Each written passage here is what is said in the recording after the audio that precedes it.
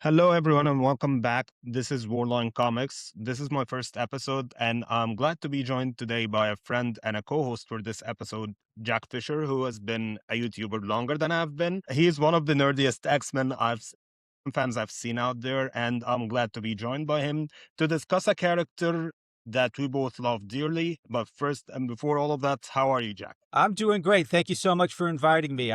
I always say in my videos, I'm Jack Fisher. Welcome to my world. Well, no, I mean, I'm joining your world now. So I appreciate it. And I'm glad to be here. Yeah, I wear that nerdiest X-Men fan with a badge of honor.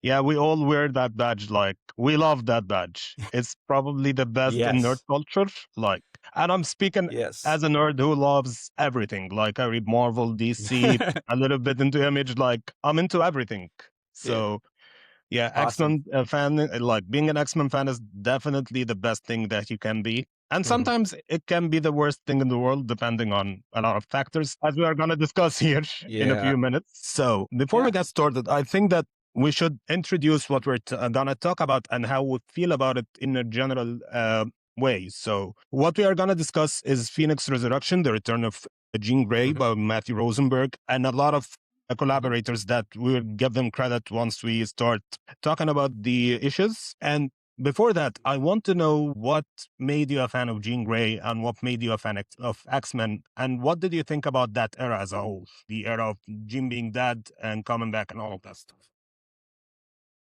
Okay, well, for a quick background, I kind of became an X-Men fan like a lot of kids in the 90s when I saw the original these animated series. That series kind of, along with the Spider-Man animated series, kind of got me into comics and as a whole. It was those shows plus Power Rangers that kind of made me a nerd overall. Although when the 97 show, I liked Jean mostly from the Phoenix Saga. Before the Phoenix Saga, I just thought, oh, she's just Cyclops' girlfriend, the kind of like Mary Jane.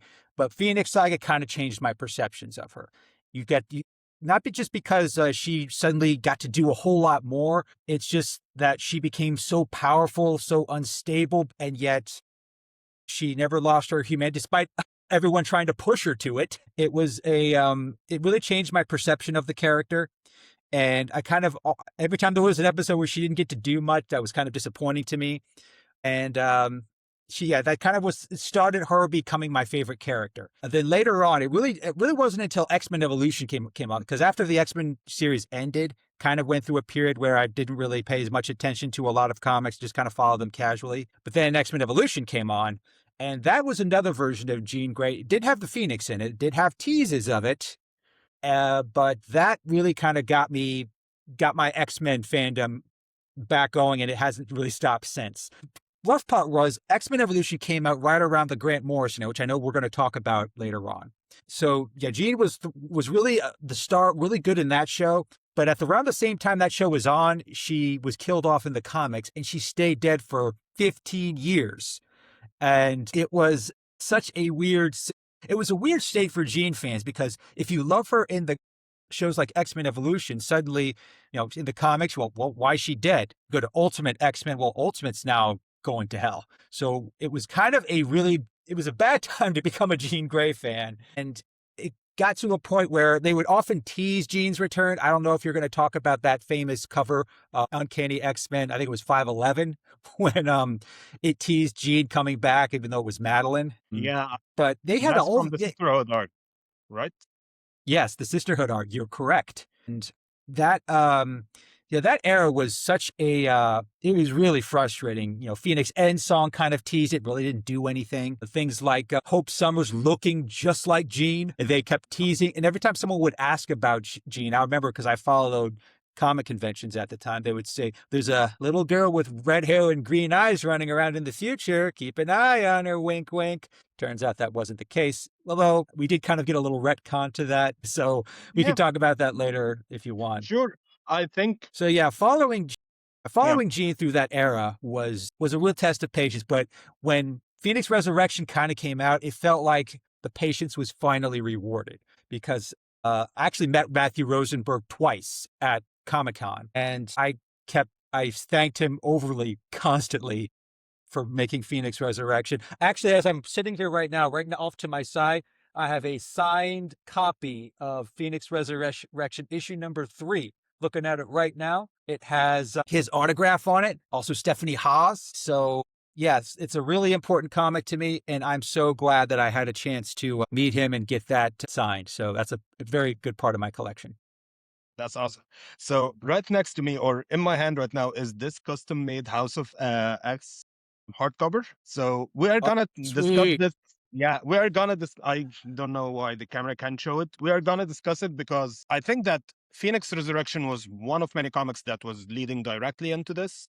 And I'm gonna I discuss agree. that right now. But we'll first have to discuss the general ideas behind the last 2 decades or the last 50, like the 15 years Hmm. leading to the resurrection of Hmm. Jean Grey and the and Hmm. House of X and Powers of Ten. So Okay. we gotta discuss at first the idea behind Jean's death. Grant Morrison came into Okay. X-Men. They had their ideas. I mean, they're kind of eccentric. Grant Morrison, Alan Moore, and a lot of creators of the time are like eccentric. Hmm. They're not really standard superhero writers. So one of the Hmm. things they had to do with was that they reestablished Jean as the Phoenix because we famously know that Jean was the Phoenix. Then for the longest time she wasn't the Phoenix, right around her resurrection in X Factor, and that led to great stuff. Like you have the X Factor, you have the X-Men events era with Claremont and Simonson, you have the 90s. Hmm. Like that era was great, and Jean was without the Phoenix this whole time. And even when she was Yeah. called the Phoenix, she wasn't really the Phoenix. Like Phoenix was just her code name that she took from Rachel to honor Rachel. Yep. So Grant Morrison came in, like Jean got the Phoenix back in 2001, if I remember correctly. That was in Hmm. the X-Men Forever series by Kevin Maguire and Fabian Nicieza. A series as old Hmm. as I am, in fact, but yeah. So Grant You don't need to date Morrison yourself. took over. Yeah, Grant Morrison tried to reestablish Jean and the Phoenix as the Phoenix and undo the retcon, which didn't work. And I think that it confuses people about Jean to this day. Because something that Jonathan Hickman said and other writers talk about is that the characters and the continuity is not everything on the page, it's what people remember. And when it Hmm. comes to Jean, people remember everything which is contradictory in and of itself. Is she the Phoenix or is she not? As I said, we Hmm. have great eras where she was the Phoenix and she wasn't. So Graham Morrison, of course, didn't have the plan to kill her. I had Power of X-Men on Geekable podcast a couple of months ago, and we discussed new X-Men in some details. And one of the things that came out during the discussion is the fact that Graham Morrison was aiming to create a Green Lantern Corps for Marvel Comics using the Phoenix. And you see Phoenix Corps. I those, love that. yeah, and you see this come along in Here Comes Tomorrow with like Quentin Hmm. Quire, a lot of unnamed people. You also have Rachel. Like you have different people bonded to the Phoenix throughout the decades, not just Jean. But Joe Quesada didn't like that because Jean alone without the Phoenix is probably more powerful than Superman. Like we've seen her without the Phoenix for Yeah. decades doing stuff that Superman cannot do, including like her young, like the Teen Jean era, for instance. Like you had her reconstruct her own body after being destroyed in a Venom crossover during X-Men Blue. Oh, yeah. I remember that. So Jean Grey is she's most definitely more powerful than Superman without the Phoenix. So when bonding her with the Phoenix, you have this idea that you can do anything with the character because she becomes cosmically aware, like Dr. Manhattan kind of aware, Hmm. and that doesn't Hmm. work well with a character that you want to publish monthly for 60 Hmm. years and forward. Like, how long will the comics last? So after that, after Grant Morrison left New X-Men, Joe Quesada had Ensong, which was supposed to be the last Phoenix story, and it was marketed as that. Jean Grey is dead, Hmm. she's not gonna come back. And even writers at the time talked about how Emma Frost was basically becoming Jean Grey, editorially speaking, not Yeah. IP. Emma has her fans. I Yeah. love Emma. She is different from Jean, but editorially speaking, she Yeah. was taking Jean's role as, on X-Men with Scott and Yeah. everything because, she is Jean but less powerful. That's how editorial Yeah. saw it for a long time. So, Yeah. And I have and thoughts although, about that. Just yeah, quick. Yeah. sure, take your time. Yeah. Just want to. I want to note that I'm currently working on a video. I've already told you about this, where I'm going to really break down the why Cyclops Emma was always doomed to fail. And one of the points I'm going to make in that video, if you just let me tease it a little, Sure, take is your time. in order for this relationship to work, Emma had to be more like Jean and she had to be less like Emma. If you look at Emma in that era, other than the occasional sudden-eyed remark, she was essentially a Jean replacement, and that just doesn't work for Emma. That just doesn't. That's just my thing. Yes, I actually had the pleasure of meeting Scott Lobdell a couple of times on Power of X-Men's Mm-hmm. podcast. And we discussed Emma Frost as a character and the idea behind Emma changing from the 90s to the 2000s because of the Morrison run and what came after it. Because if you remember, Scott Lobdell was really the first person who made Emma a hero. Like you're going back to the Phalanx Covenant, Yes, Generation X, Gen X. and yeah, and all of that gets forgotten when we're talking about the Morrison era because of how cool it is and Mm-hmm. how it's a seminal moment in the X-Men history. Mm-hmm. So yeah, that's a thing that exists. Like if you guys want to listen to it, tune into Power of X-Men. He had Scott Lobdell a lot, and I enjoyed being a part of one or two of their discussions together. So going back to Jean, the irony of that era, I think, is that Jean wasn't really dead. Like 616 Jean was definitely dead for 15 years. Mm-hmm. Along the time that we've got the last of the Claremont era and Lobdell era before Morrison, and then with Morrison and up until 2015, we had the Ultimate line going on. And Jean was a Mm-hmm. mainstay there. She was powerful there, especially in the first 100 Mm-hmm. issues where like the Ultimate X-Men were mostly more popular and cooler than the regular X-Men. Mm-hmm. Up until Ultimatum, of course, the Mm-hmm. infamous storyline that we don't want to get into. So Jean was Please don't. yeah. So yeah, Jean was definitely a cool character, and people like a lot of people love Jean because of that era. Like we talk about Jean being that angry redhead, the complicated Mm-hmm. character. That's all from the original Ultimate Universe, and even the Fox movies, the reboot ones, they adapted a lot of elements with Jean from the Ultimate Universe, not the mainline Mm-hmm. universe. The idea of her parents being not great parents, say the least, how her powers came to be. A lot of that stuff is from the Ultimate Comics. And Yep. if we give into the rumors, I don't want to get into that, but if Sadie Sink is playing Jean Grey, it seems that she is playing more of an Ultimate Jean Grey than a 616 Jean Grey, based on the rumors Mm-hmm. that we have right now. Yeah. So yeah, like we have that going on. So Ultimate Jean Grey was a success. And at the same Yeah. time, like at the time where Ultimate Jean Grey and the Ultimate X-Men were almost dead, publishing wise and editorially wise, we had the original five come back from the past, the Yep. Brian Michael Bendis era. And that era redefined the X-Men as a whole. I know people love to talk about Bendis as he destroyed the X-Men and stuff, and there are a lot of stuff that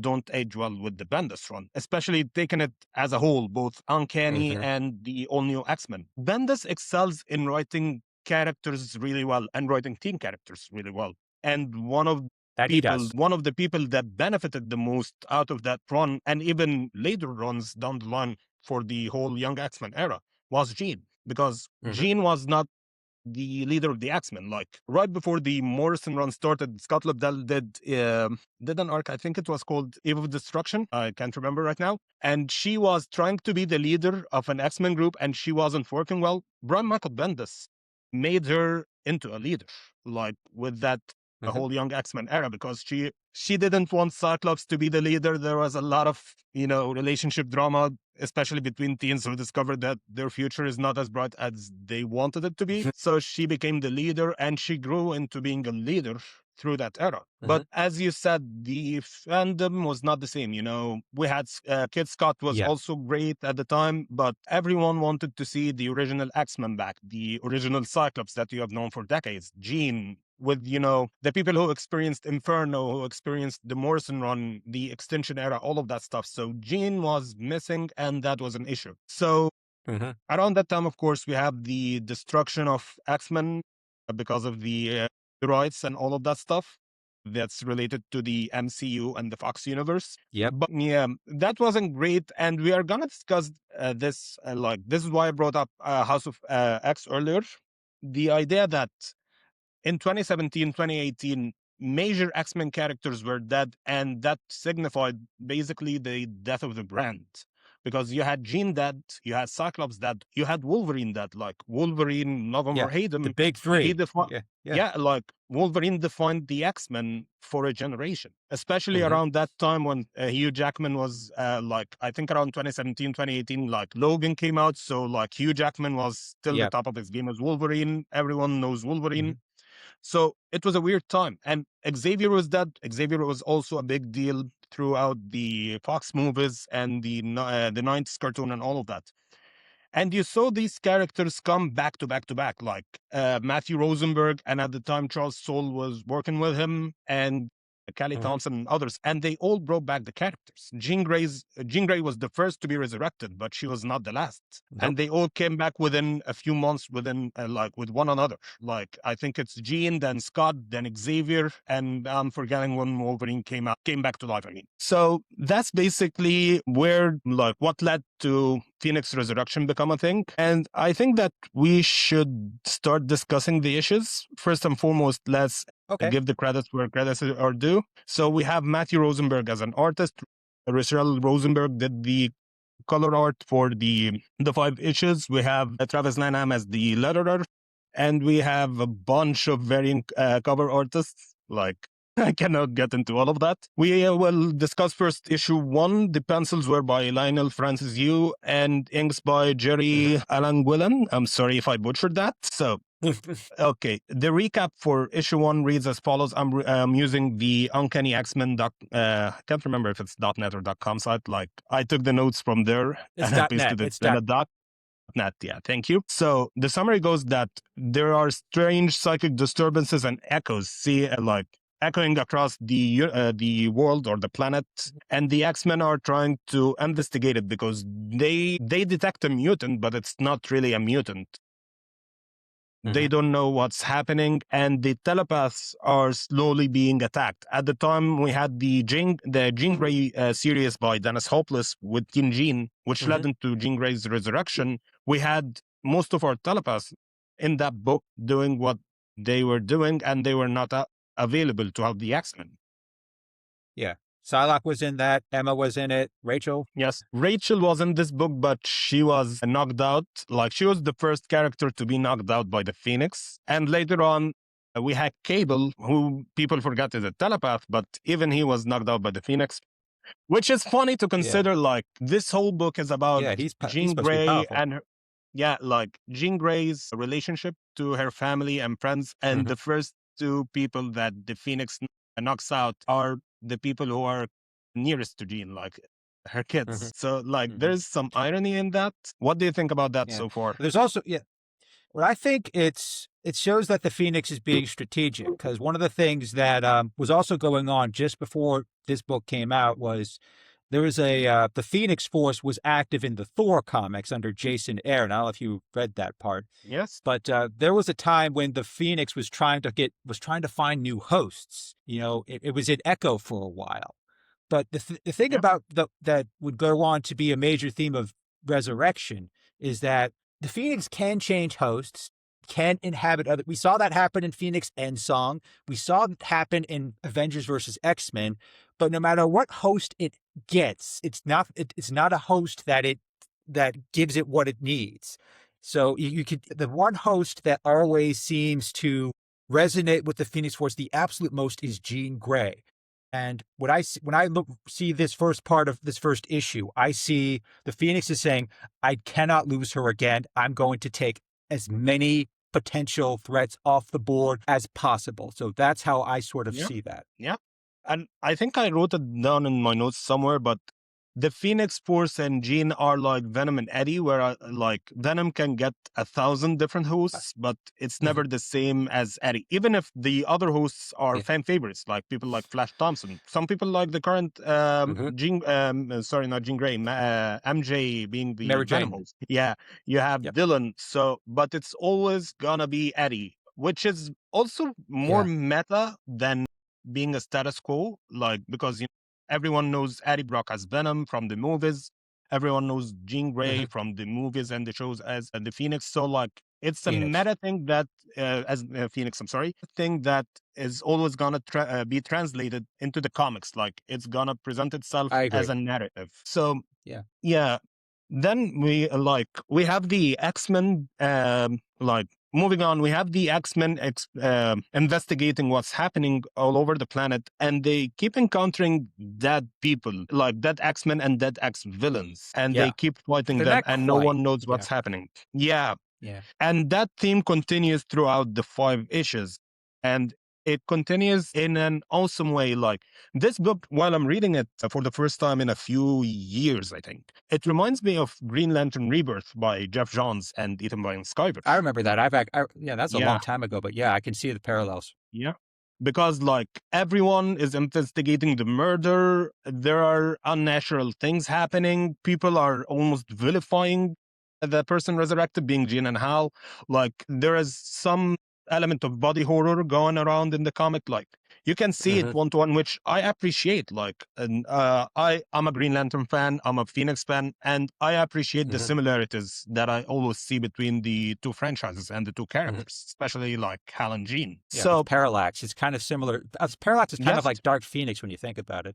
yes, like everything about, I said this before, I can't remember when, but Parallax and Hal are Jean Grey and how she should have been done. Like you retconned Hal Jordan into not being Parallax. Some people like that, some people don't, but DC stuck to it Hmm. and they continued to tell stories about Yeah. that, and Hal Jordan became a mainstay. Marvel did that for a long Hmm. time, but then they decided to make things more confusing and start to say that Jean is the Phoenix again. And like going back to the Yeah. point I made earlier, we don't know if Jean is the Phoenix and if Jean isn't. And I'm fine with Jean being bonded with the Phoenix. As I said, that's a status quo that will always exist with the character. So, but Hmm. making her a host who is so special that she is the one and only Phoenix works better than when you try to explain Jean Grey, the human being, a cosmic entity that has always existed. Hmm. You know, Yeah.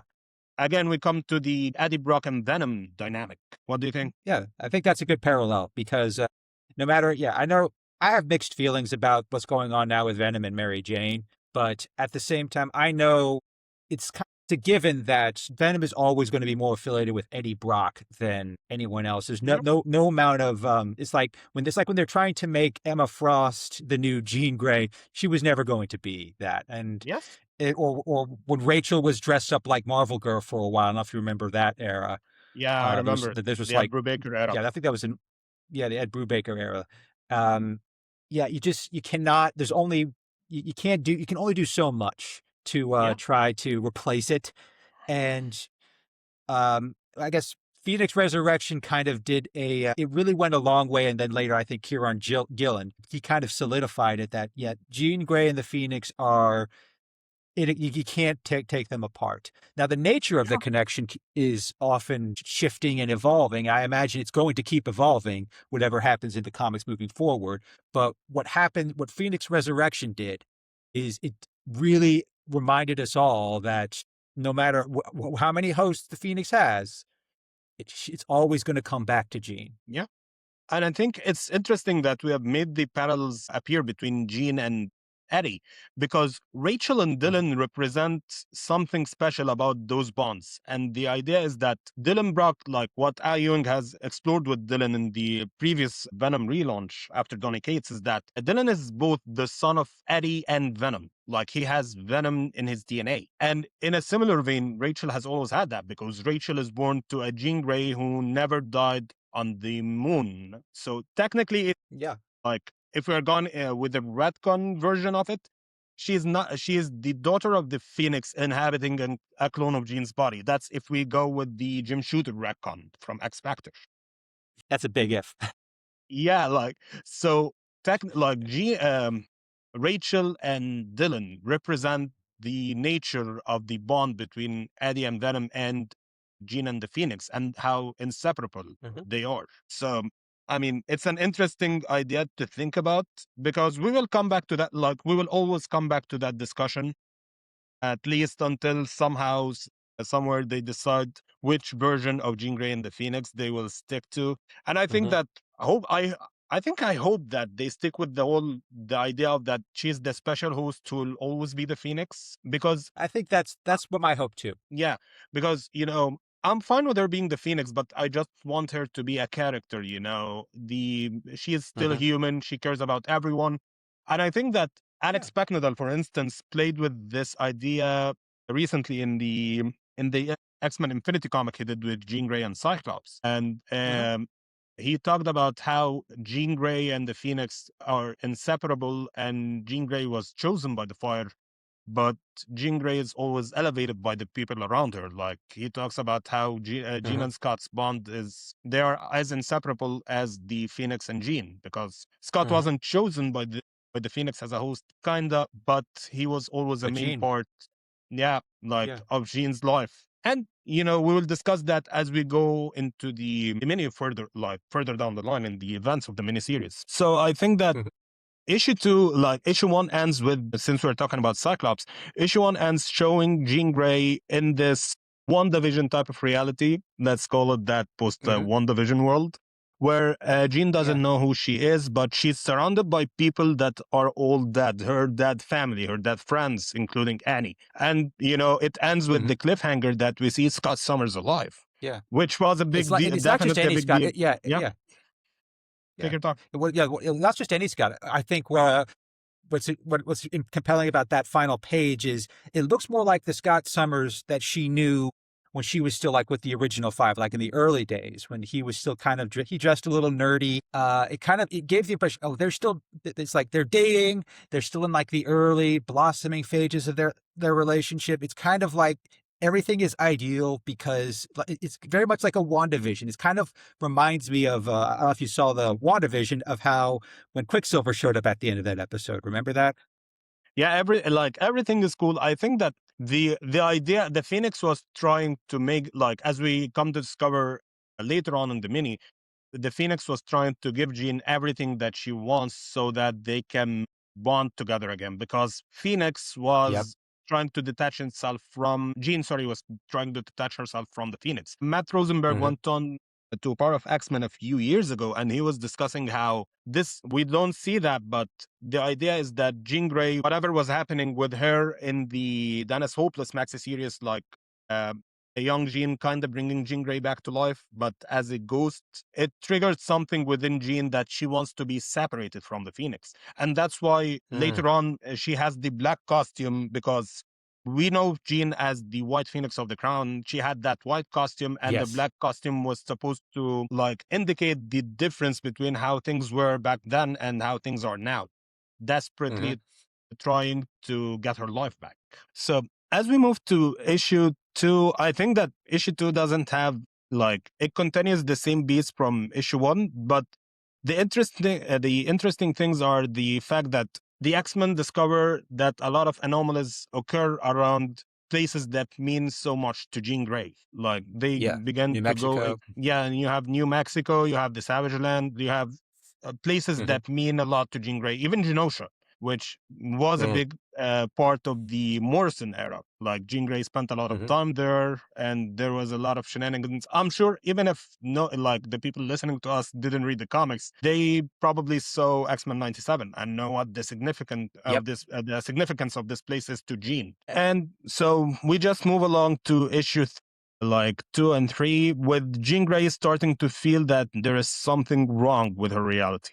Like it's a one Hmm. division gimmick again.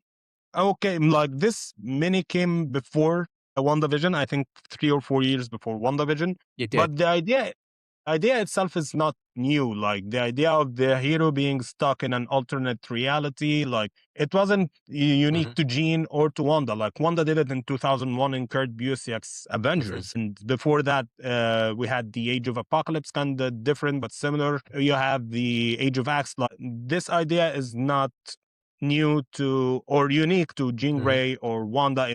It's just a thing overpowered characters do, like Jean, Wanda, Legion, Yeah. Nate Grey.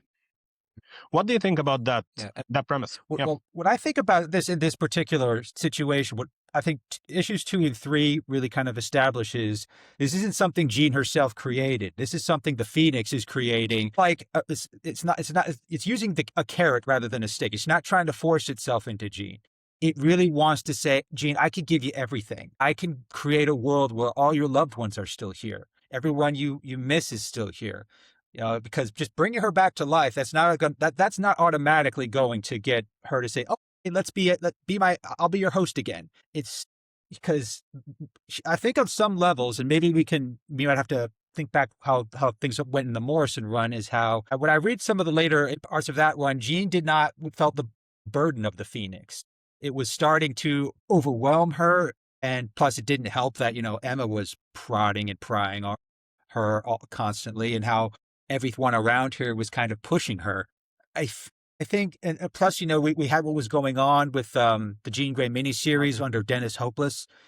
It all really sort of created this situation where Jean didn't see being the host of the Phoenix Force as a strength. It was a burden now, and it wasn't just a burden; it was hurting the people she loved. So that is something that I think it started with Morrison, but it has sort of it evolved. It kind of evolved through just into like a more toxic relationship in some respects. Yeah. It is again coming back to Eddie Brock and Venom. There have been times when the Venom symbiote and Eddie have not been on the same page. They've hated each other.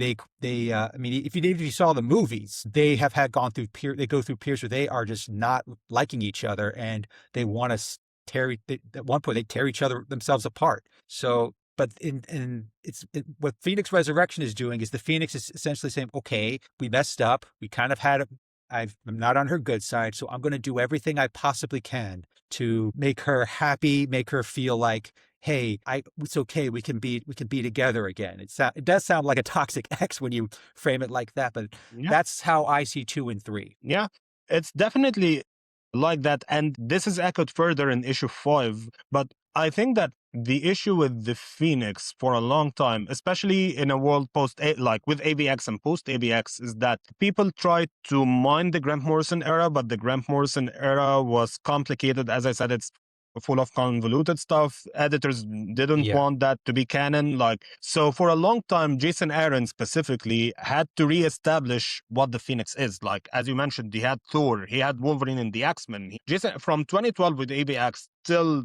2023, I think, right before Karen Gillan and Louise Simonson brought Jean and the Phoenix back together. All of this time, Jason Aaron Yeah. was writing the Phoenix in his own books, exploring the her dynamics with Quentin Quire, her bonds with Thor, which Hmm. wasn't always mother. Like, there were legit good stuff in the in the Thor Hmm. Jason Aaron run with the Phoenix. Like, it went sideways with the Avengers stuff that he did there, but before that, it was really good. Yeah. That was not fun. Yeah, like they completely like retconned it immediately. It was kind of weird, but yeah.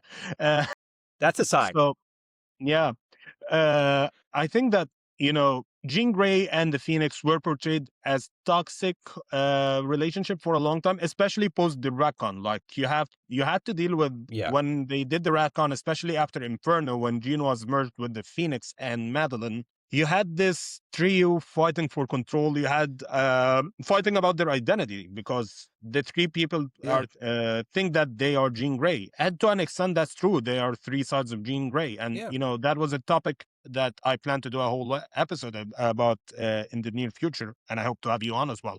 That's I'll so gladly be there. sure. So we have that going on, and it's always been like that. And even like when Jean took the codename Phoenix from Rachel in Adventures of Cyclops and Phoenix, Rachel tells her Hmm. something along the lines of, "I know you hate that word. I know you hate what it brings Yeah. to us, but the Phoenix is a part of us. It's a part of our family, and I'd be honored Hmm. if you accept it." That was the conversation between Jean and Rachel at the time. Since then, Jean started to accept the Phoenix to some extent as a part of her, Hmm. because of like the request made by her what's her name, her daughter. I'm sorry, why did I blink on the word daughter? Rachel. I don't know. Yeah, so we had that, and at the time also the Phoenix was the reason why she had to reunite and raise Cable. That's something Hmm. people forget about. Like, the Phoenix caused the whole shenanigans behind creating Madeline Pryor and Cable along with Sinister. It wasn't very good, but it led to Jean raising Cable in the end. So, like any sort of toxic relationship, like, it has its benefits and its downsides. And, it has two ways to go: either to become better, because, we are all kind of toxic as people, realistically speaking. So Yeah. we just have to evolve to become better people for ourselves and our partners, or we have to part ways. Hmm. And for Jean Grey, Yeah. it's always like, because it's the IP, because it's Marvel, like the dynamic will have to be fixed at some point. Because as you mentioned And I with think it Eddie and will. Venom, yeah, like you Yeah. just have to fix it because there is no going forward without Jean and the Phoenix being with Jean and the Phoenix being separate. Yeah. Because they're always going to Yep. find each other. And I Yes. have theories about what's going to happen because we saw them. Jean is still alive. I mean, we saw her in the X-Men annual. She's there. Yeah. It's not like she's missing or anything. I suspect that and this is just me speculating. Sure. Later this year, they're going to set something up. They're probably going to set up a bunch of relaunches, and they're going to try to get some of the more cosmic things into the Yep. work some cosmic things into the picture, possibly with Xavier and the Landry. And I think Jean's going to be part of that. And I think at some Sure. point, what they're going to end up doing is the Phoenix power of the Phoenix is going to be nerfed somewhat. I don't know how, or at Yes. some point, the Phoenix is going to have to do something to hold the universe together, but or it doesn't want Jean to suffer the burden. I Yeah. think whatever they're going to do, they're going to have to bring Jean and the Phoenix. They're going to have to do something that's going to require the Phoenix to expend its power on something that so Jean can't call on it to solve a problem. Sure. And because I really have liked what Stephanie Phillips did with her cosmic adventures. I actually met Stephanie Phillips in person a couple of years ago. Yeah, I remember that. And We talked about it. yeah, she really loved, she said she loved leaning into the sci-fi element. She got a chance for Jean to Sure. really flex her cosmic muscle. But at some point, the universe, at least in the Marvel universe, when someone flexes a lot of cosmic power, it tends to burn itself out. Now, Yep. what that means for the Phoenix, hard to say, but at some point, I think it's going to push itself too much. Yep. And going to Maybe the the Phoenix will end up saving Jean. Yeah. Sure. Going into the recent Imperial debacle, like there were rumors before Imperial came Yeah. out that Jean was gonna be a part of Imperial. And Tom Brevoort basically I heard confirmed those that too. in a recent, yeah, like, no, Tom Brevoort actually confirmed that in a recent AIPT interview, where like Yeah. Stephanie Phillips was teasing a Phoenix series not done by her, and that's because they were talking about the Jean Grey series under the Imperial line. But it didn't Mhm. happen because Jean was too powerful, and I'll get to that in a moment. What worked and didn't work with the Stephanie Phillips series and Jean as a character. They didn't know what to do with her because she was more powerful than she could ever be. Like you have it in the Jean Grey series, like when she resurrected Sarah, you have her hug her, but you see Jean Yeah. seeing the future and how Sora is gonna lead into the destruction of the world. So Yeah. Yeah. that's not a character that's easy to write. Like you can have fun with it for one or two issues, like Ryan Stegman recently did with the X-Men Annual. That was a Yeah. great issue to explore that. But when Great. you're writing a Yeah. monthly comic book about a character that should last 150 years in the future at least, that's not sustainable. Yeah. Yeah. I think So I think they understand that, but I think in terms of Jean's power, at some point, what has to happen is going back to what happened with Stephanie Phillips, creating Sarah had consequences. There's no question about it. yes, And that's another theme that that Phoenix Resurrection even touched on. Whenever the Phoenix pushes itself to do something incredible, whenever it really stretches its power, there's a price to it. It's like magic. There's always a price. Sometimes, and Jean is able to navigate it some of the time, but not all the time. yeah. And at I some mean, the point, more someone it's going explores to that, push itself to a point where, yeah, either it's going to push itself to a point where it's going to have to pay a price.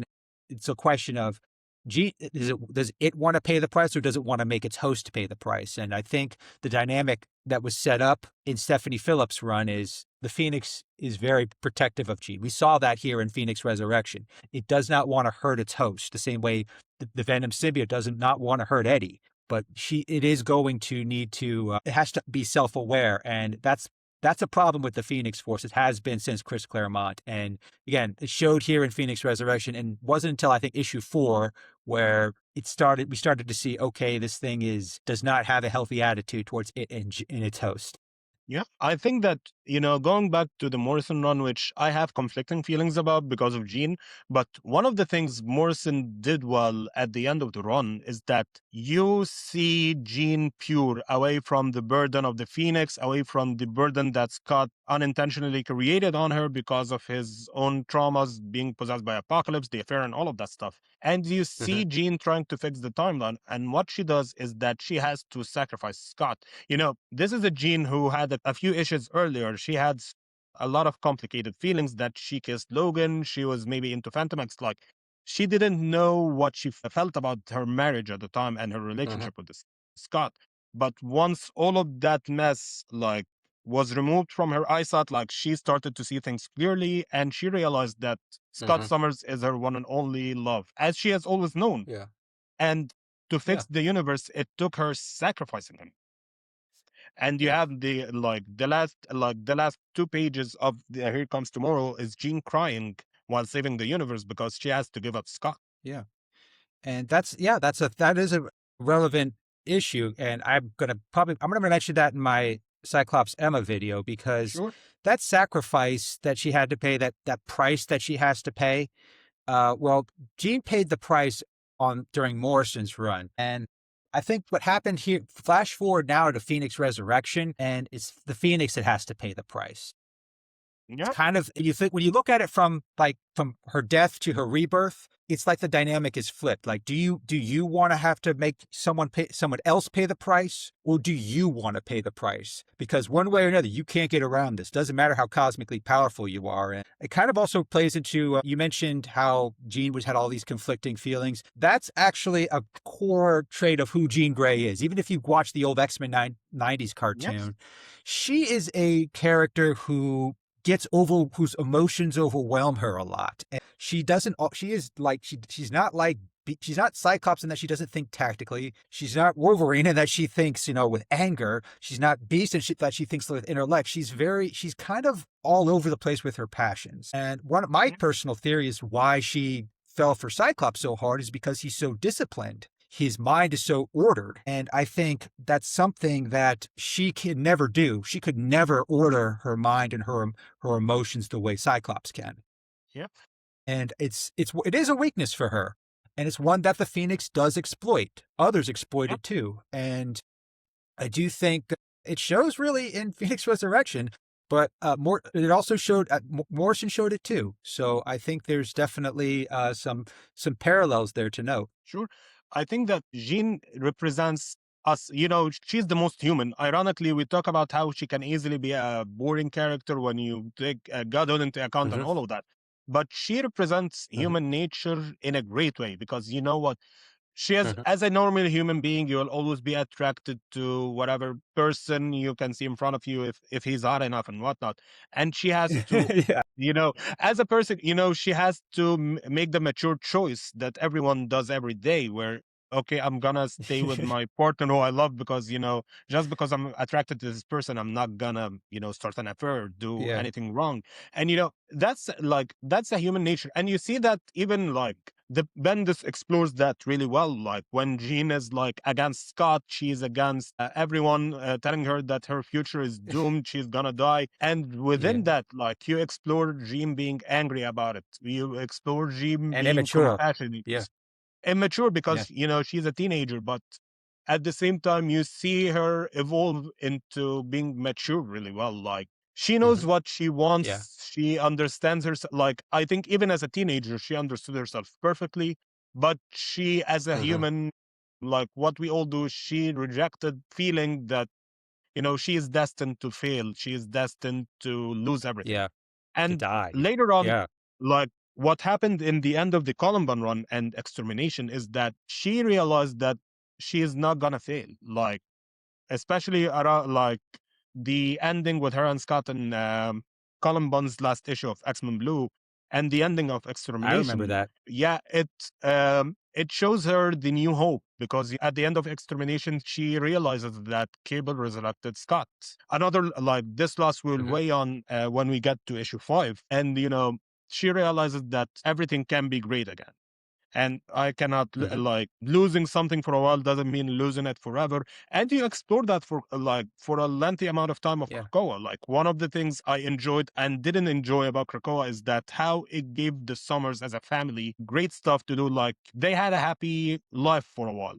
We didn't get to explore that Yeah. much, which is why I don't like it as Yeah. like as much as I should have been They liking it. abandoned that. Yeah, but that was the thing. And you know, Jean as a character, like she has been called the heart and soul of the X-Men for a long time. Oh, she is. She Yeah, is. and she's definitely like she is definitely like you're talking about Jean, you're talking about Nightcrawler. These are the guys who are they lead with their emotions, with their beliefs. Unlike let's say Scott or Storm, who lead with you know their tactical minds, or who lead Hmm. with their like they lead thinking about their own traumas. They don't think about everything emotionally. Like that's one Hmm. of the things that makes Cyclops and Jean as a couple so compelling because Jim brings out the best in Scott because she's a telepath. She has that rapport with Hmm. him for Yeah. like every moment in their life almost. And she compels Scott to see things emotionally while he compels her to see Yeah. things strategically. Yeah. So, Yeah, it's very complimentary and something that's yeah, one of the reasons why whenever we get into shipping wars with that involve Jean, I've noticed a lot of people they want her with someone who does not compliment her in any yeah, way. The only character who probably would compliment her as well as Cyclops, which ironically enough is a DC character. I think you mentioned Hal Jordan is kind of Hal like Jordan. Cyclops. Yeah, He yeah. is, Hal yeah, he's Jordan, very much like him. yeah. No, Hal Jordan is an interesting character because he is both Jean and Scott in one character. Yeah, Like, yeah, that's a yeah, good yeah, that's a good come.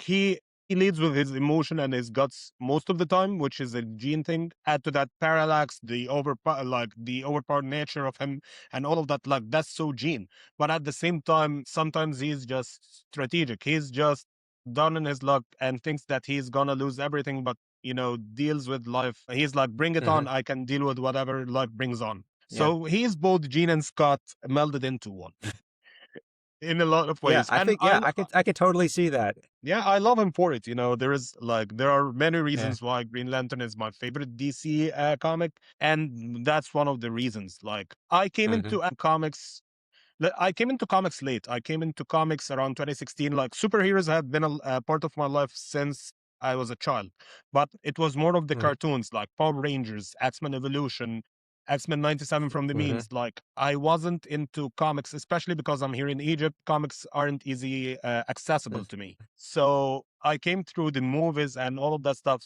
Ironically, I saw much potential in Gene and Scott that the Fox movies didn't. Explore well. And I saw that from Oh, the yeah, X-Men yeah, movies. At the time, I didn't read X-Men. I didn't know anything about yeah, X-Men comics. I was just judging the yeah, movies in front of me, the Bryan Singer movies. yeah. So, Yeah. Oh, I could tell you, like, I could go on a long rant about the Fox movies yeah, so yeah, much, but yeah. this is Do your save stream. I some. don't want to derail No, no, no, no, no. We're not doing anything. It's our stream. Like, this is our stream. And, you it. know, we always have time for many episodes and many things to do with X-Men. Okay. So Yeah. I think that that's like Jean Grey is a fascinating character, despite how a lot of people think that she is boring.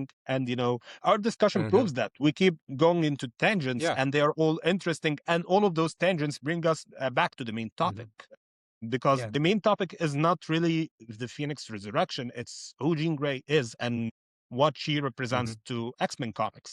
Yep. I agree. Yeah, And not just X-Men comics, but Marvel in general, which is, I'm sorry to go off on true. another No, tangent, no, but take it. if these rumors about Sadie Sink being Jean Grey are true, the fact that Marvel Studio sees, you know what, if we're going to bring another X-Men character into the mix who isn't Ryan Reynolds or Hugh Jackman, why let's go with this With Jean, character who with Jean, who might end up. My personal hope is if that is Jean Grey who Sadie is playing, I really want her to steal the show in Spider-Man Brand New Day because sure. that would really kind of set the tone for the future of Yeah, the MCU and for the future of the X-Men franchise because we've seen it build around Wolverine, we've seen it build around Xavier and Magneto, but they are very much a part of the X-Men, but Jean is the heart. We both kind of, and this is coming yeah, back to the thing is that she's very much the heart of the X Men. If you you can give us a vision of Jean Grey, who is that heart, who kind of leads us into whatever the X-Men are in the MCU after Secret Wars, I think that would be incredible. And again, we don't know who Sadie Sink is playing. The trailer's supposed to come out in a couple days, but I'm going to break that down in another video. I don't want to No, no, go take too take far your into time. it. As I said, we're starting a new podcast, a new series. Let's do everything we can. Going into the MCU, I think that one of the things that the MCU did right is that they got the Thunderbolts director to do the X-Men, because Thunderbolts explores Agree. a lot of themes with related to the X-Men. Like, yeah, Sentry is as powerful as Jean Grey. Like, people compare him to Superman Yeah. because he has Superman's powers, but he also is a reality warper to some extent. He manipulates Oh matter and yeah. energy. What people saw, and I don't think that they realized that because they didn't explicitly say that in the movie, but like all of the things we saw with the Void in the Sentry, that's telepathic and telekinetic abilities. And you saw Hmm. and you saw him attack the Thunderbolts or the New Avengers telekinetically a lot.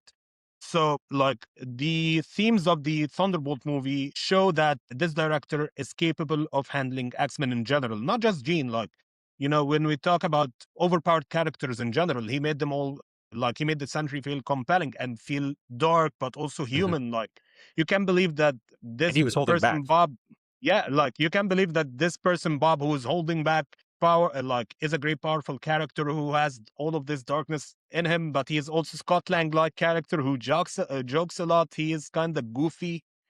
Like, there, like, this director, I'm sorry I'm blinking on his name, but he figured out how to do X-Men, and I'm Hmm. excited to see him take the X-Men franchise and run with it. Yeah. We I also have agree. I X. think Sentry's kind of a good. Sorry, I was going to say Sentry's a kind of is a good parallel because he compared to the. I don't know how familiar you are with him in the comics, but in the comics, Sentry is he is so overpowered. He makes Superman look like a like a Yeah, like, toddler by yeah, comparison. yeah, I think at some point it was Bendis who said that he is as powerful as the Molecule Man. And if you read the Molecule Man comics, especially around the Hickman era, you Oh, I know that remember that. this is not an easy feat. No, I think I read Yeah. most, if not all, of the Sentry's publication at this point. Yeah. Yeah. So, like, yeah, Yeah. He Sentry is is one of my nuts. favorites. So Yeah. going back to Phoenix Resurrection, I think that we are gonna move. Like, there is not a lot to discuss about the comic anymore. Like, at least issues 3 and 4. What came out of 3 and 4 is that the X-Men go to visit Emma, who had her run-in with Jean Grey earlier in the Jean Grey series by Dennis Yep. Hopeless, and she tells That them was a that. fun encounter too. Definitely.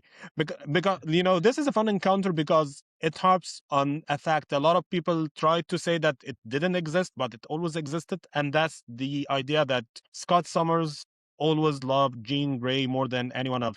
Like, going back to Yep. what we discussed earlier regarding the Morrison run, Jean and Scott, when their head is cleared, like more clear, they realize that there is no one else that belongs to them other than each other. Like, Jean Grey, Yeah. even, like, she talks about that in the recent backup done by Steve Fox in a giant-sized issue.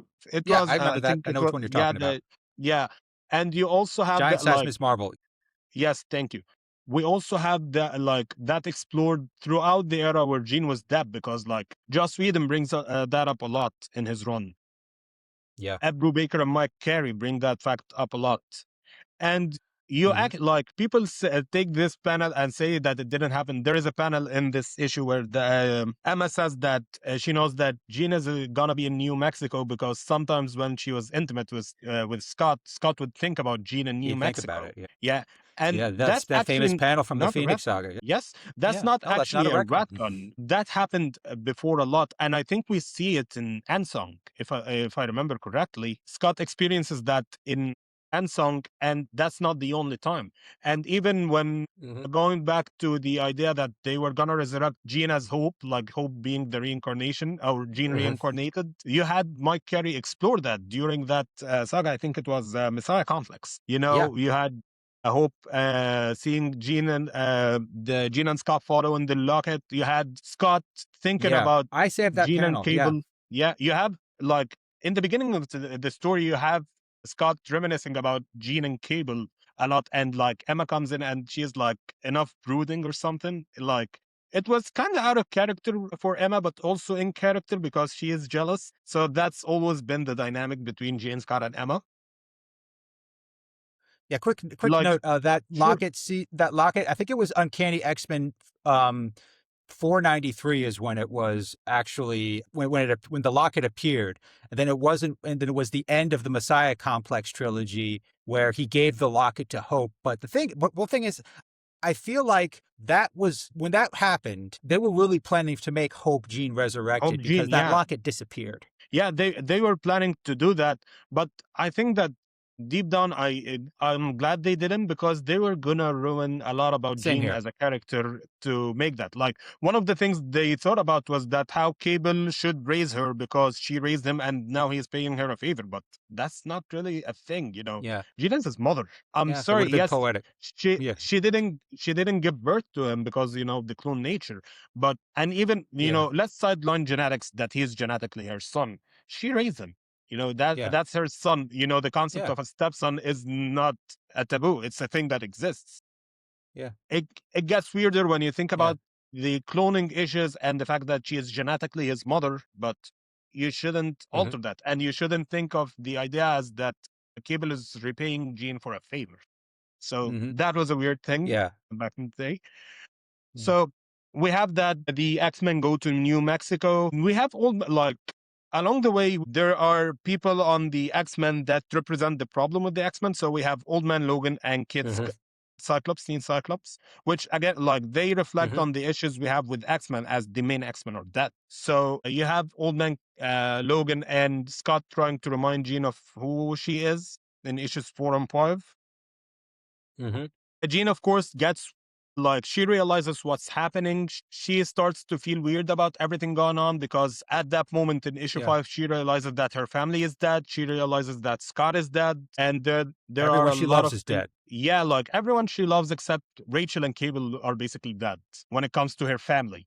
Yeah, So that was a yeah. weird moment for her. And at the same time, she like saw Scott as a young person and she didn't understand what was happening, which might have been a continuity error because we know from the Jean Grey series that she knew that Kid Scott was there, but also like Phoenix was messing with her mind a lot during Hmm. the miniseries. So maybe that's what it was. Like it's Hmm. something that, it doesn't matter that much when we think about it nowadays, but it's an interesting thing to look at. So the Phoenix pulls a crazy stunt later on, which leads to the resurrection of Cyclops, which is another great story Briefly. told by, yeah, Yeah, yeah. yeah. It's not just briefly because, that ties into the X Men Annual by Matthew Rosenberg and Ed Brisson that Oh actually yeah, yeah, resurrected Cyclops. So, like, she yeah, kind of did resurrect Cyclops, but yeah, the Jean starts to attack the illusions of her parents and everyone she loves because, like, yeah.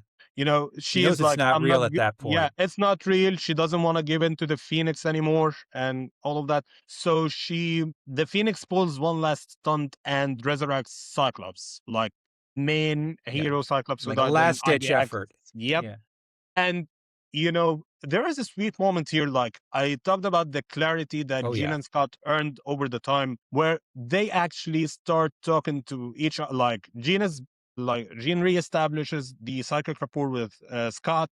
They try to talk about everything. Like Scott is leaving all of this madness like that. People are watching. The Phoenix is here, and he's like, "I'm sorry because like I caused your death. I caused us a lot of hurt by the time you were gonna die." And hmm, she's like, I understand, but we shouldn't be here. Like the Phoenix is manipulating us. And this yeah, panel, like I read this miniseries again in this morning. I didn't realize. I think I didn't realize that originally. I thought that Jean killed Scott as a way to show the Phoenix that she is not gonna manipulate her anymore. But the thing is that Phoenix killed Scott, not Jean. I didn't like yes, I didn't realize that until this moment or this morning, to be accurate. Like, hmm, like Phoenix killed him, and she was like, "You want him? You can have him by bonding with me." And yeah, Jean was like, "No, that's not no, gonna happen. I enjoyed seeing my husband one yeah, last time, but get like I'm not gonna get with you again. I understand that you are a complicated person an hmm, entity." And that you saved me from dying on the shuttle, you changed my destiny, but I got I gotta grow old, I gotta die, I got to experience hurt because I'm a human. That scene, while it was powerful, I think it was a part of the meta commentary on Jean and the Phoenix, like Hmm. the God versus human aspect of the Phoenix. And Hmm. even like Batman, like when we talk about the readers loving Batman, but they hate Batgirl, that was Yeah. what the scene was talking about. So the Phoenix decides to leave. Hank McCoy tells Jean, "Welcome back," and like there comes a fascinating panel that represents everything going on with Jean's head at the moment. Yeah. Because once the Phoenix is gone, Yeah. like the Phoenix is gone, Jean is standing strong. She is not sad. Like But she Jean is doesn't still look there. saddened. Yeah, she doesn't look saddened by the loss of everyone. But once the Phoenix like goes away, you see Jean collapse. Like she collapses Yeah. and you see her crying. X-Men Red picks up with that, but there is a tonal shift between X-Men Red and Phoenix Resurrection that Matthew Rosenberg discusses on part of X-Men.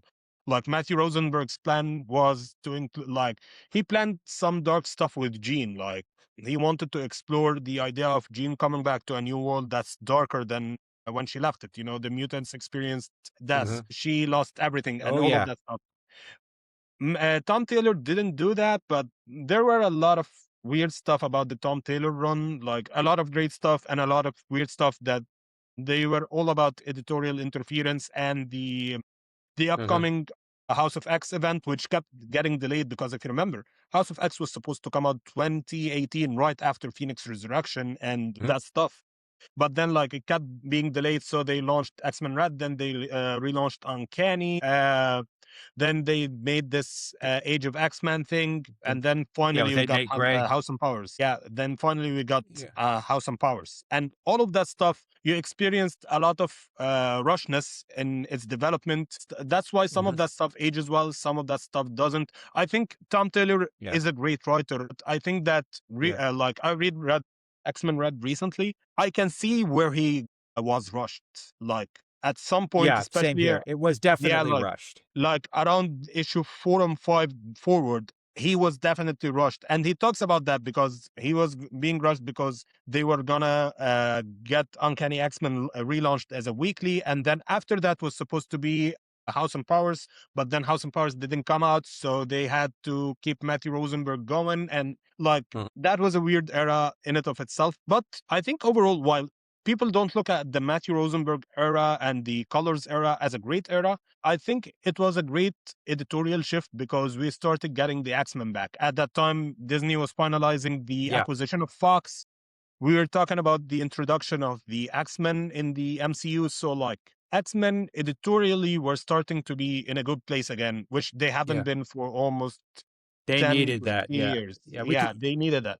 Yeah, we could probably do an entire stream on the dark days of when they were marginalized over the movie rights. Like I remember like what happened with Extraordinary. This was kind of like I think after Bendis left All New X-Men, that was sort of the Yeah, real the darkest time because you could yeah, really feel that every X-Men comic, anything related to the mutants and the Fantastic Four wasn't even running during this time because of how yeah, bad the situation was. And we could talk about that in another stream, but yeah, it was definitely. pretty dark. And yeah, but I do like Tom Taylor. I'm glad you brought him up because I followed All New Wolverine while he was writing it. He clearly wasn't rushed during that run, and Definitely. it shows. That was one of his such a great series. When compared to X-Men Red, you're right. It was clearly rushed. He clearly didn't get a chance. He probably had plans, much larger plans, and I would have loved to see him push those plans. But yeah, you said they were trying to get ready for House of X Powers of 10. I think he couldn't do too much without undermining that. For what he was able to do despite those circumstances, I think it worked because it was very much the best thing it did was it showed Jean is still the heart of the X-Men. She didn't need the Phoenix for it. Without Xavier, Cyclops, and Wolverine, she is the true heart of the X-Men, and she can function in that role as well as anyone. And True. that's why I will always have a soft spot for that run. Yeah. And I think that X-Men Red did something in the annual that a lot of people don't realize.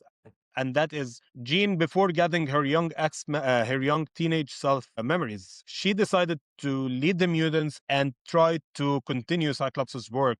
in a way that Cyclops never could. The whole idea or Hmm. the premise behind X-Men Red starts in that annual with them, like as I said earlier, she collapsed next to Scott's body, his dead corpse, and all of her thoughts at the time was that I need to honor Scott, and to like he's the greatest leader of the X-Men. If I'm gonna honor him, I have to be his equal. I have to be the leader of the X-Men. I have to figure out Hmm. how the Yeah. world works for mutants. And it's a great idea. Yeah. And even like it's a great idea while it was rushed I love here. it. That was the compelling thing about Yeah. Huxbox. Like, and in a weird way, you can think about Huxbox being a continuation of what started in X-Men Red. Because at the time, I think Matthew Rosenberg talked about that. They knew that the Hickman plans were coming, so they needed to build up to Hickman's plans. Like Matthew Rosenberg was talking about the killing of precogs in his run and all of that stuff, and he was like, "I was editorially mandated to kill a lot of characters because that would lead, especially precogs, because that would lead into the whole thing Hickman was doing with Moira versus precogs and resurrections." Hmm. And Hmm. as I mentioned it earlier, that was in the part of X-Men show, like an interview they did with Matt Rosenberg. Man, I think 4 years ago at this point, and like that's an like I think it was longer than that. Yeah. maybe yeah, but like you can Yeah. like he talks about how the X-Men office was leading into Hoxpox slowly and immaturely because they didn't know how to handle it being delayed. But Yeah. it led to great stuff in the end. Before we go, I think that I messed up and we didn't give the credits to the rest of the issues. So let me give the Go ahead. credits Go of ahead. issues 2 to 5. Obviously, the writer of issue 1 is the same as the 5 issues, Matthew Rosenberg. We have the Hmm. artists being Carlos Pacheco, Rafael Fonterez. I'm sorry, I'm butchering a lot of names. We have Ramon Rosanas, Lionel Francis Yu again. We have Joe Bennett and a bunch of other artists on varying covers. We have Rochelle Rosenberg on most of the lettering, not the lettering, sorry, the main covers. So yeah, that's it for like there are a lot of other people. Like I think that crediting comics creators can get tricky because of how many people like dedicate themselves to making one issue of a comic. Yeah, like it gets messy. As we are wrapping up the conversation about Jean Grey and the Phoenix Resurrection, I think we touched base Hmm. on what it represents, and here are some points I'm thinking about from a stand about Jean Grey as a character. What works with her, what works from her, what doesn't work with her. Okay. And from what I can see, like we talked about power scaling a lot. And I think that two comics come to mind as to how to, like, they had the right idea of how to handle Jean Grey as a powerful character. And they are recent comics, but they kind of failed in execution because of various reasons. So, first of all, we have Weapon X-Men, which was by Christos Gage. It was an alternate reality comic, but it That was a was an fun interesting series. Yeah, idea. but Yeah, it was a yeah, it fun was series. yeah, Yeah, fun but what you're flawed. gonna say? Yeah, I think Fun but flawed. like yeah, definitely. And the flaw here was that it didn't make sense for Wolverine to go against Onslaught. Onslaught is a powerful entity Yeah. whose powers go up and down depending on people who he possesses. Like originally he had Franklin Richards' powers, then Nick Gray's powers, and in this series he had the Phoenix powers. So Phoenix Hmm. versus Onslaught works well. And that introduces the idea that you can do great Jean Grey stories with or without the Phoenix. And you have a lot of Hmm. potential villains for her. Onslaught, you have Mr. Sinister, Hmm. the Dark Gods, like Stephanie Phillips tries to do that. Hmm. But, Weapon X-Men fails because it tries to be a Wolverine story. When it's a Jean Grey story with, like, okay, spices of Hmm. Wolverine, because, That's the flaw. Christos Gage loves Wolverine and Wolverine sells comics. So that was the issue here. We have Stephanie Phillips's run. The thing about like Stephanie Phillips, I was talking about the run with Escape the Mojoverse podcast, my parent from that podcast, and we were talking about the title being passionate and understanding where it wanted to go, but it didn't fulfill how it like what it wanted to do the right ways. Because first off, I love Stephanie Phillips. I think that she didn't know much about Jean Grey, and what she knew from Wikipedia. Because we see that in Jean's dynamic with the other characters. Like Jean and Scott and Corsair's dynamic was written completely wrong. Hmm. Like that's not their dynamic at all. Sure, Corsair can sometimes rub people the wrong way because he is kind of a Star Lord character. Like if you know, Hmm. like people listening, he is like Star Lord in the MCU. He Hmm. can be kind of creepy, but he's never gonna be creepy to Jean Yeah. Grey. To Jean Grey, his relationship Yeah. with Jean and Scott is really well.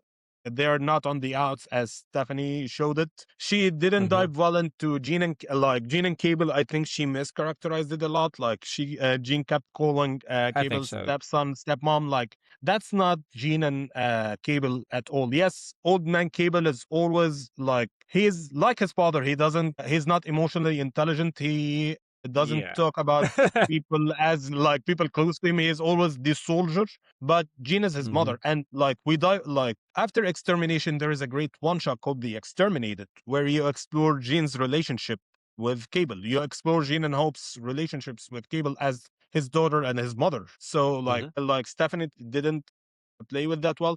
And one of the things I also didn't love is that how she did and did not resurrect Sarah. Like as we discussed in this miniseries and Hmm. other stuff, Jean Grey as the Phoenix has the powers to actually resurrect her sister. So why Yeah. bring back an echo of her who is not her and have Jean fight about it? You know what? Like resurrect her sister. Like you can put just one line there, one line of dialogue, and it will be her real sister. Then the comic will make much more sense. You also have the idea of the villains. Thanos serves as a great villain for the Phoenix, I think. The Dark Gods, like I agree. we talked earlier about the Thor and the Phoenix connections. I think that a lot of Thor villains can benefit the Phoenix, as well as the powerful X-Men villains like Hmm. Onslaught, Sinister, and others. But the thing is that Hmm. you have to play them right. Like you had Gore kill her, but you then had Gore defeated weirdly. Like that was weird. You Hmm. had the Black Order nerfed too bad, or maybe Jean Hmm. was too powerful. Like we're going back to the fact that Jean is so powerful, like that the most Hmm. powerful beings in the universe can stand a chance against her, and that was an issue. Hmm. Go so that was like weird. Those are weird things that the character like Marvel needs to figure out when it comes to Jean as a character going forward. Jean without the Phoenix, as we said, she is also a powerhouse, but sometimes Yep. people try to nerf characters to show that Jean is powerful when it doesn't work that way, and it comes to the lack of understanding of the other characters. Like a famous example Hmm. for me is X-Men 4 by Jerry Duggan when you had Phoenix versus Nightmare. That's Oh yeah, not I love that issue. Yeah, I hear you. The thing about that is that this comic did not understand the nature of Nightmare and nerfed him so bad to make Jean look good. And that's not how to make Jean look good. We have seen Jean be great in Yeah. other instances. I think that at around that Yeah. same She time one we had shot the King Null. yeah, like we had the Yeah. Kingdom Black come out at that time, and Jean versus Null went really well. Like it didn't overpower That's how her. you do it. Yeah, exactly. That's how you do it. But when what Yeah. happened with Duggan's X-Men is that he didn't understand Null and the fact that not Null, sorry, Nightmare, and the fact that Nightmare does not operate on the psychic field. I know, like it's Hmm. complicated to the people who don't know Nightmare. They can think that he is playing with Yeah. the psychic plane and whatnot. But He's no, an he obscure character. yeah, definitely. He has his own dimension similar to the dark dimension of Dormammu's. Like he's Hmm. one of Doctor Strange's villains. And if you like, you know what would make this comic better is that Duggan should have used the real entity that resides within the psychic plane, which is the an X-Men villain. It's the Shadow King. Yeah, that would have definitely been more fitting. Shadow King is Yes. also someone who in his element, he can scale to Xavier, he can scale the Gene, but if Yes. you get him out of he's one of those characters, if you get him out of his element, he's pretty vulnerable. Yes, but you also don't have to bitch slap him. Basically, like you Exactly. made a null, not null. I keep saying null. You made Nightmare a joke when you had Jean Grey a bitch slap him. I don't have an issue with Jean as the Phoenix defeating Nightmare. Go back to Doctor Strange because a Nightmare is a Doctor Strange villain. Doctor Strange's villains are insanely powerful. They are like they can almost Yeah. never be defeated. And one of the things I love about the first Doctor Strange movie is that it plays to that element well. Doctor Strange can never Yeah. defeat the demons, but what happens is that he has to trick He- them. That's where that yeah. movie shone And because he did. Doctor, yeah, he outshined Dormammu by bargaining with him. He trapped him in a time loop. Yeah. That's how you do it. And, Yeah. And he couldn't do anything about it. Yeah. Dormammu was so yeah, powerful, couldn't escape it. exactly. At that moment, Doctor Strange was super powerful as well. Like he had the Time Stone, one of the most Yeah. powerful stones in existence. So you had to do that with Jean in that comic to sell Hmm. Jean as a powerful character without messing with Nightmare and overpowering her. Because that's the thing I hate about this issue. Because other than that, I think that this issue was a really good issue. Like you had great Hmm. moments with Scott and Jean. You like doesn't try to play with the traumas and what Scott is thinking about at the moment because of like what's happening on Krakoa at the time. We even got Hmm. great glimpses of a lot of stuff. Like we've seen Scott thinking about Jean during their time in the Bendis era.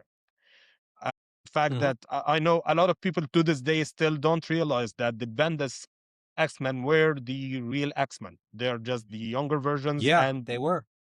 They yeah, weren't just time the others displaced. remember that. And it doesn't come up in the current X-Men continuity, but it's an interesting thing to think about with the beast we have Hmm. nowadays in McKay's X-Men, because he's a 60s or Yeah. 70s beast. So does he have these memories or does he not? I think one of the Hmm. X-Men Infinity comics tried to address that, but I never personally read it, so I'm not gonna dive into it. But I've read those. I don't think they have. yeah, so here, like, that's basically it when it comes to Gene. I think that I have a lot in mind when it comes to exploring X-Men and Gene and other stuff in comics, especially Hmm. like as I teased earlier, I have ideas for the trio, the Jean Grey trio, Madeline, Jean, and the Phoenix. What's convoluted about their continuity, how to fix it, and all of that stuff. And I'd be Hmm. glad to have you on to discuss. And before we wrap I'd this love to up, be here for that. sure. Before we wrap this up, I know I ranted a lot. I want to hear your thoughts about what I ranted about so that, it's a conversation. It's not a one-way thing where I got you to hear me talk for an hour. Mhm. Well, you're the host. I'm just trying to be respectful, but You're no, no, I no. do You're the thank you host for, too. yeah. Like this is a co-hosting thing. We're not a guest and a host, and I'll figure out how Okay. to edit this, and we'll put it out on both of our channels. I'll let you know when That's I'm great. done with Great. editing. Yeah. Yeah, let me know when that comes. And I do, yeah, I'm glad you brought up both X-Men 4 with Dugan and King in Black, because I think if we're going to have a reference to say how to write Jean Grey right, that issue of King in Black where Jean, even without the Phoenix, delivers a haymaker to Null, that's how you do it. And with respect to the Stephanie Phillips run, the earlier parts of that run I think are very well done. Once Cable and got involved, kind of got a little messy. But I think overall, I think it was a net positive. In terms of how I'm moving forward, I think because of what happened with Imperial, because all these other cosmic plans got canceled, and you could definitely tell things have kind of fallen apart because we don't even know who Prisoner X is anymore. People I seem to have forgotten that the Xavier Institute is now a prison. It does feel like it is moved trending towards another big relaunch towards the end of the year. But again, I do feel like depending on if the rumors about Sadie Sink playing Jean Grey are true, then every Jean comic, including some of the ones I have framed right over my shoulder, might go up in value. So here's hoping. 100%. I think there's plenty more to discuss, whether it's the future of the MCU with mutants. Do you want to? Again, I teased it earlier. I have a video. I'm working on a video right now about Cyclops and Emma, and of course, Jean's going to be part of that video. We can delve into once that comes out. We can maybe delve into that a little bit more because there's a lot to I cover. don't know. Can you see But that? I don't know. I don't know if you can see that, it's but hard to that's the House of X panels with Gene, Scott, Logan, and Emma. remember. That was I remember that. We Yeah, could we could go we could talk about the thruple plot at one point. That might have to. We'll wait for another stream. yeah. I have thoughts on that too that I'm sure are We going all have to thoughts on that. yeah, that should make for some interesting conversations. But yeah, Definitely. overall, I am probably going to probably going to post a video about Sadie Sink playing Jean Grey at some point. I want the Cyclops Emma video out. I don't know when it is. It's not done yet. I actually did some re-recording. The video might be 20 minutes long if you want to hear a 20-minute video about Cyclops Emma. So I mean, be they're gonna on the listen to lookout for around that. 1 hour. Yeah, I mean, the people are gonna listen about 1 hour and 30 minutes of us talking. So 20 minutes is not gonna be that hard. Well, that's encouraging. That's very encouraging. Yep. So that's all I want to tease for now. But yeah, thanks a lot for inviting me for this. I look forward to doing more. So Yeah. thanks a lot. Thank you very much for joining me. And everyone listening, thank you very much for tuning in. If you're a new time listener, I enjoyed that you have discovered us and hopefully that you are going to stick with us. Go follow Jack on Twitter. You're on Twitter only, right? Twitter I'm and on YouTube. Twitter and YouTube. Yeah. You can find me at Warline Comics on Blue Sky, Twitter, Instagram, basically all of the platforms except Facebook and Reddit. And I'm also on YouTube. I might be uploading this to Spotify. I just need to figure out how to do that. Also, if you're listening, this show is sort of a spin-off to of Geekable Podcast, a show that has been running for 4 years by my friends Nick Ritchie, Anas Abdul Haq, and me for a while. So hit us follow on Geekable, hit me a follow. And, I'll always be glad that to see you interacting with us. I've already got a lot of feedback about my first episode that I enjoyed, and thank you a lot for that. And we'll see you next time. All right. Bye, Take care. everyone. Stay safe.